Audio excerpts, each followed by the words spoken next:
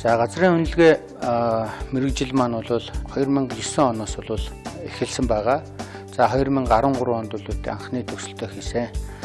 За Монгол улс одоо шинэ зах зээлийн эдийн засагт шилжснээр газрыг үнэлэх, газрыг одоо төлбөр тооцоог тогтоох, за мөн газрын арилжаа биржийг зохион байгуулах зэрэг шинэ тулгуур ажлууд гарч ирсэн. Эдгээр ажлуудыг асуудлыг зохион байгуулах, зохицуулах үүднээс бол газрын үнэлгээ мэргэжлийг бол нээсэн байгаа.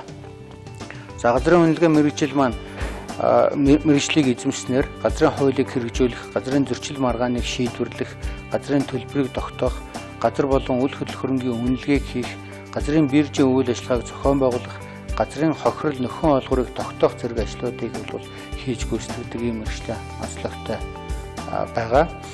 За тус мэргэжлийг эзэмшснээр барилга бот байгуулалтын яам, хүнс хөдөө аж ахуй хөнгөн үйлдвэрлэлийн яам, байгаль орчин аял жуулчлалын яам, газар зохион байгуулалт кодо 600 газар, усны сав газрын захиргаад, за газрын үнэлгээний байгууллагууд, мөн газрын мэргэжлийн байгууллагуудад бол ажиллах боломжтой.